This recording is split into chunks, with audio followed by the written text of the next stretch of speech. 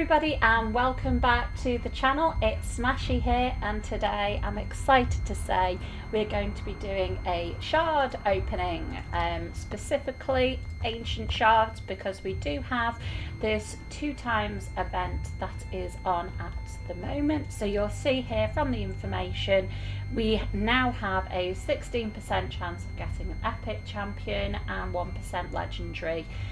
So the rare has gone down to 83%. So I'm hoping that we'll get at least one legendary out of the 35 shards that we've collected here. Just a little disclaimer that I obtained every single one of these ancient shards in a free-to-play scenario. I've been building them up for quite some time. So for example, I've been doing faction wars, I've been, the clan boss box, dungeons. I've used up all my gems, you can see, to purchase them. So this really is everything I could put together for this video today. So let's get on with it. I have cleared some space, you can see, and I am doing it one at a time, because as I say, each and every one of these shards was painstakingly farmed. Okay. Hello, buddy. Oh. So we've got a Shazaar. I do already have her, but she is a good attack-based character on the epic side. So I haven't really built her up yet, but I have heard that she is quite good. Array 1 provides that weaken debuff, which increases in damage as you book it. All of her attacks are based on attack. Crack armor increases in damage, and then on books that reduces to a 2-turn. And then when you ascend her, she provides that decreased defense. I do have quite a few decreased defense champions in my roster at the minute, so I'm not sure how much of a priority she will be, but we'll see what else we can get. And then the aura she gives accuracy, not sure we're going to use that. But all in all, if you do need a decreased defense and you're not taking Tyrell, for example, or Ugo as a support, then Shazaar is a good option. Come on. Oof. Purgator. What am I hoping for? Legendaries would be nice, particularly headsman.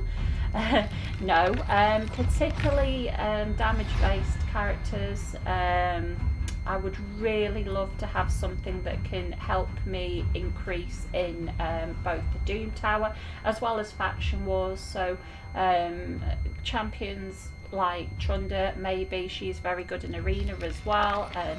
I just want to step up a level. I feel like I've had the same champion base and my same key champions for quite a while now, so I just want to get out of that, really. It's not looking very good, guys. Not looking good. Please. Oh, weekly quest complete. Not seeing many notable blues here either, especially you, Mr. Bannerlord.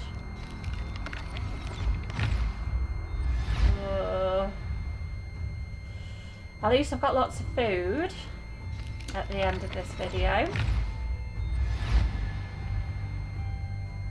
Lots of food indeed.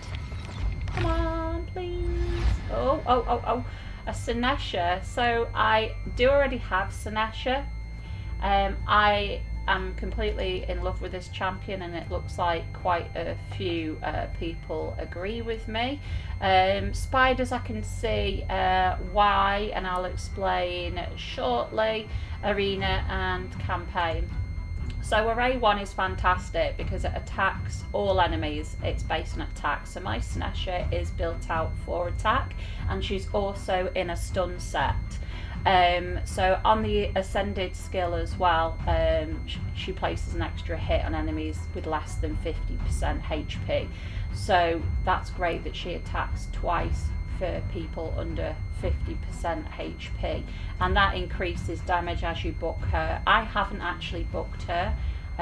Obviously the books are very sought after and difficult to obtain, but she's attacking twice, so if you have her in a stun set, she has 2 opportunities there to AoE stun. She is a support, and she is a Healy support as well. So the Vaporize is on a 3-turn cooldown if you book it down to level 5, puts the target skills on cooldown, and heals the ally with the lowest HP by 25%. Great stuff. Immortality, which is on a 5-turn cooldown if you book it all the way down to level 6, and as you progress it also increases the healing done. The HP levels of all allies will be brought up to the level of the highest HP ally. So if you have, say for example, a tank with a shield on, then everybody ends up on max HP if they haven't taken any damage, of course, and then heals the target ally by 10% of their max HP. So there's so many heals that come out of her, but she does have that ability to provide damage. So in arena, she's stunning everybody, she's healing everybody, great. And then faction crips ally HP by 31%, not bad. If you're struggling to get a different aura, could be worse. So let's carry on.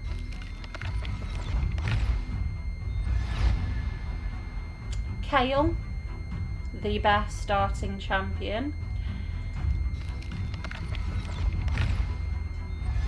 And we have Tyrell. Just talking about you, Tyrell. So he is a very good tank. He's good in clan boss, he's good in campaign, and yeah, quite a lot of people agree with me. So his A1, he has a decrease attack. When booked, obviously the debuff chance increases as well as the damage. So on the clan boss, for example, you're decreasing the amount of damage that the boss is doing to your team. On his A2, he has this AoE decreased defense. So on a trash pack, for example, of 5 monsters, creatures, blah, he applies this decreased defense, and then you've got the sleep as well.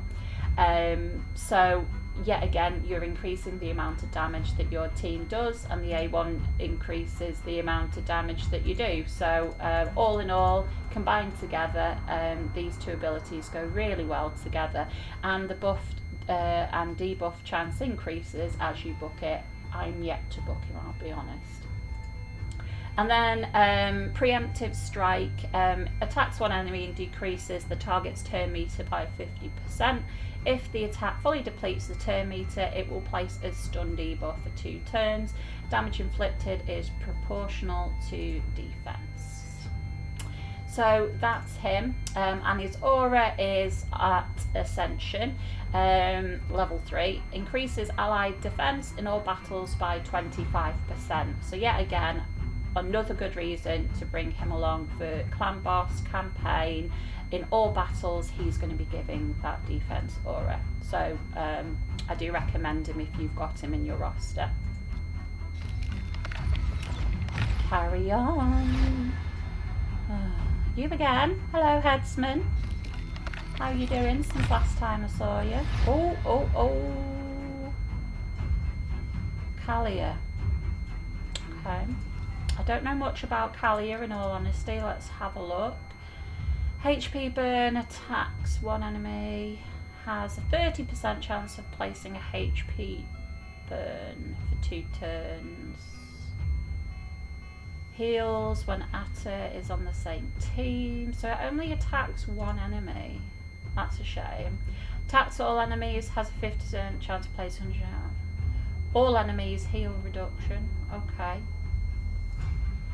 And HP burn, attacks 3 times at random. Each hit has a chance of placing a HP burn. Okay. HP burn. If I look at other champions that I've got in my roster, like Ultimate Gaelic, I think that they're a little bit more reliable, particularly as this only attacks one enemy. Increases ally attack in all battles. I don't think I'd use that.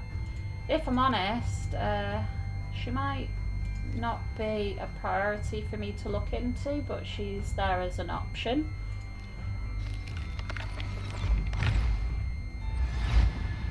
One legendary, please, game, please. No, Sennasha. So, I am currently using Sanishal for my Bannerlords, what's it called, Faction Wars. He's an okay defense-based champion. See what other people think. Yeah, okay. So he can place a leech debuff on his one enemy. Leech is quite good. Obviously it provides those extra heals, particularly if you have a support champion on your team that doesn't necessarily heal. And when booked, it increases the damage of this ability and the buff and debuff chance. The A2 misdirect, a continuous heal on an ally for 2 turns. Yet again, if you don't have a lot of heals on your team, this could be quite helpful. And that increases with the Ascended to include a Veil buff and the same heal buff for 2 turns, and the cooldown is reduced as you book that.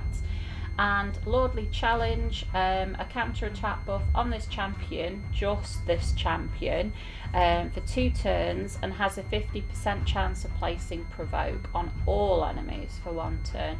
So when I look at him compared to my Valkyrie, and I know she's a legendary and she's one of the, you know, fantastic legendaries in this game, she puts a counter attack on every single member of the team as well as a shield. And this is on a 5-turn cooldown and reduces to 4 if you book it all the way down to 7. He's not the best, but when you're doing faction wars and you have a small champion pool like I do, there isn't a lot really to go on. So as you can see from other people's opinions, he's okay. Carrying on. I like how I'm being given a lot of the epic champions that I've already got. Honest. Plarium, please. So yeah, I'd love to see some dwarves. Not rare dwarves, sorry. I said that wrong, Perforator. I want to see. This is one of the newer ones. He's got like a bucket on his head. That's really cool. Doesn't mean he's very good though. So he puts a poison. Ignores defense, attacks one enemy. Carry on. I think I was just attracted to the bucket then, I'm sorry. Mimrodon. Please. Oh no. What we got? Ooh, Spider. So I haven't got Spider. And thinking about it, my Dark Elf faction team doesn't have a lot of support going on, so I might actually have a look into this guy. Attacks one enemy, has a 50% chance of removing 1 random buff from the target. Okay. Calamity, attacks all enemies, decreases the turn of all buffs by 1 turn, has a 50% chance of placing 25% decreased attack for 2 turns, and when ascended, by 1 turn. Okay. So that decreased attack increases from 25% to 50% when ascended. So there's no heals on this guy. I'd have to work out how he would fit into that team. I haven't got him, if I'm honest, so it's nice to see a new champion, and he does look kind of cool with all the spikes. So there we go. Let's carry on. We've got 12 left. 12. It's just going to give me dwarves now, isn't it? It's just going to give me blue dwarves. I'm pretty sure out of all of these blue dwarfs I can make a fairly okay team. Bambooyah is actually one of the better rare champions. So her A1 is an AoE and has an additional 25% chance of inflicting critical damage. Infused arrow attacks one enemy, has a 25% chance in inflicting a critical hit, will ignore 75% of the target's defense. And Soulbound Shot attacks one enemy, has a 25% chance of inflicting a critical hit, and when ascended has a 75% chance of fully depleting the target's turn meter. And then her aura is crit rate by 12%. So early in the game particularly, she's not food, so she would be quite useful if you did manage to pull her. So I really do recommend having a look and using her if you can. We've got 10 left. It's not looking good for a legendary, is it? It's really not. I don't want you, Fencer. I'm sorry, Fence. Goodbye. Oh. Okay, so the dwarf. Okay, so this is my first epic dwarf, and apparently other people think she's good in Faction Wars. Let's see what we've got. Inspiring Violence attacks one enemy, has a 50% chance of removing a random debuff from a random ally. Okay, cannot remove a debuff from this champion. Okay. Her damage is based on HP. She is a HP champion, and then obviously the buff and damage chances increase as you book her. Sheer Grit places a shield buff on all allies equal to 20% of this champion's max HP for 2 turns. Okay, and that's on a 3-turn cooldown if you book it all the way down. Also places a continuous heal on all allies for 2 turns. Okay, I'm seeing her being quite useful. Revives 2 random allies with a 20% HP and 20% turn meter, and when ascended places a shield buff on the revived allies for 2 turns equal to 30% of their max HP. That's got a nasty turn meter there, unless you book it down, and it's still going to be 5. And then her aura HP in all battles by 15%. So I actually really like the sound of her. I am going to build her out, particularly for Faction Wars. It seems like other people have enjoyed her. HP needs a lot of work. Her speed is 100, so it's not too bad. So we'll see what happens. Really looking forward to trying her. 8 left. This is number 8.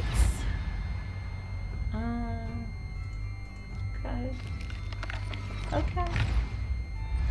No. Hex Weaver. Please, Plarium Gods. Oh, I like her hat. Really like her hat.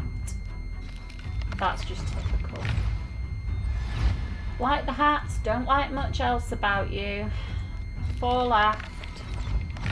Oh, I'm sorry guys, I was hoping to have lots of surprise legendaries. Oh, Lich. Don't need you, buddy, but so he's not a great tank at all, and I'm sure that these will agree. Yeah, not a great tank. Decrease accuracy on his A1. A2 increases defense buff on himself for 2 turns. So he's quite selfish, and he heals himself for 20% of his max HP. Selfish. Innovation attacks one enemy, decreases the target's turn meter by 100%, and when ascended places a 30% decreased speed buff for 2 turns. So his A1 attacks one enemy, his cocoon just helps himself, Innovation attacks 1 enemy and it's on a 5-turn cooldown unless you book it down to 3, and his aura is defense in faction crips by 27%. I'm sorry, but you just don't impress me, even though you do look kind of cool. I do really like the undead hordes, their aesthetic. I think it's really cool. We've got 2 left. I'm dreading pressing the button now, I really am.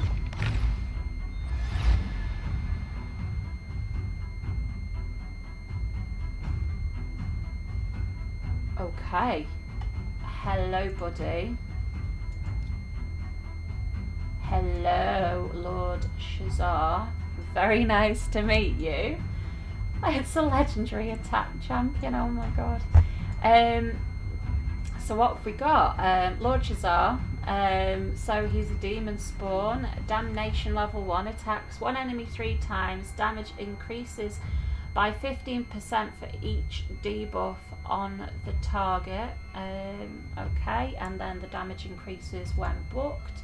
Everlasting Fury on a 3-turn cooldown when booked. Places a 50% chance.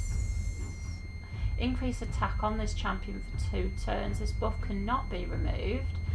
Places a block debuffs on this champion for 2 turns and grants an extra turn. Okay. Cruel Fate level 1, 6-turn cooldown, which is 5 when booked. Attacks all enemies, has a 75% chance of placing 2 bombs that detonate after 2 turns, and the damage and the debuff chance increase as you as you book that further. And then Ascended decreases the detonation countdown by 1 turn if this attack is critical. And the aura, ally speed in arena battles by 32%. I'm quite happy, if I'm honest with you. So I will be building him. It's lovely to have on the team. So we'll just see how it goes. His speeds could be better. It's under 100. But we'll book him out. I think particularly reducing the cooldowns on Cruel Fate. I don't think you really need them for his A1, but we'll see what happens when I try him out. And the last ancient shard goes to Gorma. Okay, that's it, everybody. So welcome very much. Adverts. Welcome to the team, Lord Shazaar. Looks like a fantastic champion. Look at that sword with the eyes on. Anyway, I will finish drooling over him. Thank you very much for joining me. I hope it was as exciting for you as it was for me. If you would be so kind to leave a like on this video and subscribe to the channel, you can see some more upcoming videos from myself, and it does really help me to create awareness of the channel. So thank you very much, and I will see you all very soon.